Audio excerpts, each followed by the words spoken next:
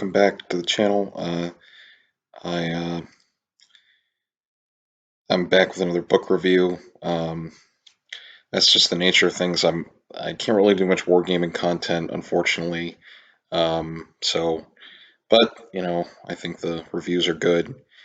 So in the last video, I did uh, a quick look at some Crusades related stuff that I had bought recently, some books, and today I'm gonna give a review of this book, The Crusader Armies by Steve Tibble.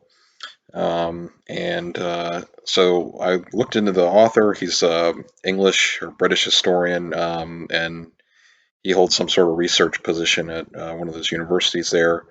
Um, but and this book is published by uh, uh, Yale University Press, and I highly recommend it.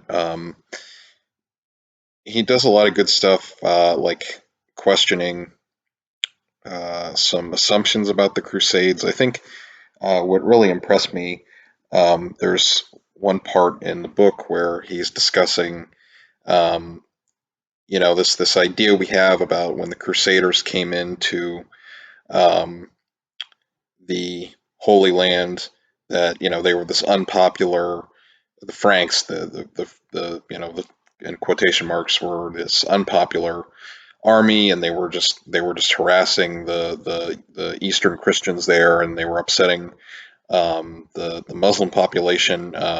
And first what he does is he explains how this idea that we have that the Holy Land by the era of the Crusades was majority Muslim is not quite true.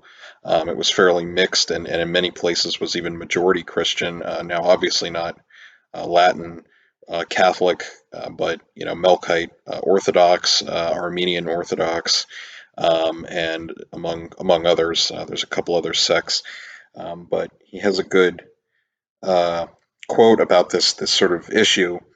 Um, uh, but how could such a supposedly unpopular regime with small and isolated military forces survive for almost 2 centuries surrounded by a far more numerous enemy?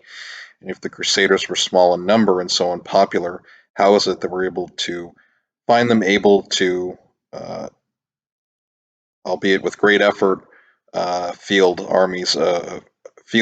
with great effort, armies of up to 20,000 men when faced with remorseless Muslim invasions of the 1180s?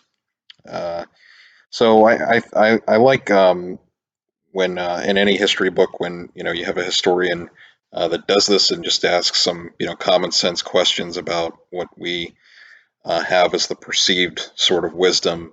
Because, for example, I was reading uh, a book uh, today about Arab Christians under the Ottoman period, and we have this narrative of and this is written from an Orthodox Christian author, so there's sort of this anti Frankish idea, but I think Tibble in this book does a good job of looking at it from a military point of view, and just addressing it. Well, if they're that unpopular, why, like the quote just said, why was this possible? And he makes a good case that there were problems, of course, but the Franks, the Crusaders states were able to sort of manage it. And he also does a very good job at contrasting the issue of what medieval warfare is like in Western Europe versus what it's like in the Holy Land at this time.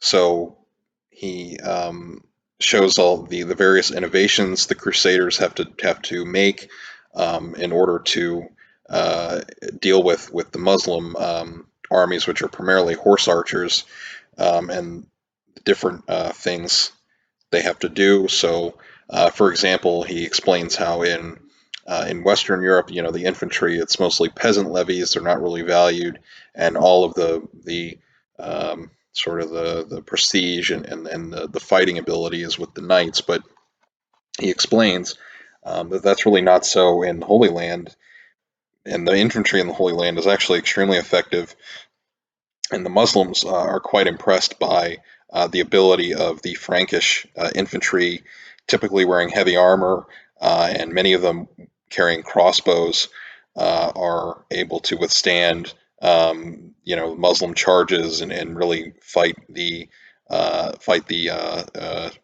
you know Turkish or Muslim armies quite effectively. Um, and he also explains that battles are not very um, common. You have a few high-profile sort of engagements during the Crusades, but the default mode of combat is mostly raiding, small-scale warfare, that sort of thing.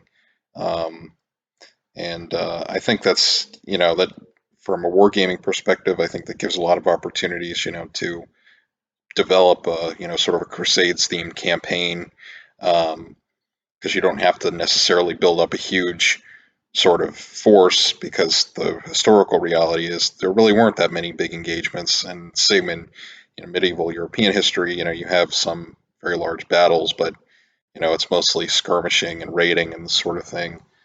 Um, So I would highly recommend you check this book out. It came out a couple of years ago now. It's quite good. It's not too long, but and it is an academic book, so it's pretty well sourced, I think. But the writing style is very approachable. He seems to use a lot of good sources and secondary research, and the bibliography in the back is quite extensive. So I highly recommend it. And then he also has a book. The same author, Tibble, has a book that came out in 2020, also from Yale. I was just looking before I made this video about the grand strategy of the Crusades, I think. So he's a really good author. I think it's like I said, it's a good it's a key. I think he's a good author for war gamers, especially because it's his research is good, but the writing is pretty accessible. And sometimes, it's a little kind of casual, or not as, again, not as highbrow, sort of formal academic tone. But I think that's good here. It works here, and it makes the book just a lot more enjoyable to read. So that's my review. I uh, hope you check the book out. I think if you're, just interested in Crusades history, or interested in, wargaming this, I think this is a fantastic book. And then maybe a little more in my wheelhouse, another similar sort of book that I reviewed on the channel is, I think that's 2 videos ago I did. It's called The Holy Wars of King Wenceslas and Sultan Murad. Hope I didn't butcher the title, but it's on the channel. That's a little more about the 15th century in Central Europe, but similar idea, very good overview of that topic. And in terms of other books, I have a book about on Saladin that I showed in that Crusades book video, and I also have uh, the Crusades through Arab Eyes by Amin Malouf. I might review one or both of those next. Um, and then I guess just to close this out, if anyone's still watching, I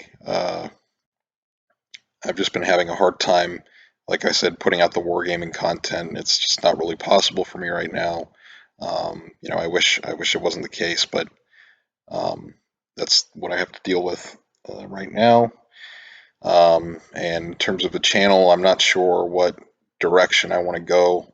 Maybe just start doing, more history videos, full, just transition to maybe focusing more on straight up history videos, um, or doing, like a podcast or something like that, a history related podcast. I'm not sure.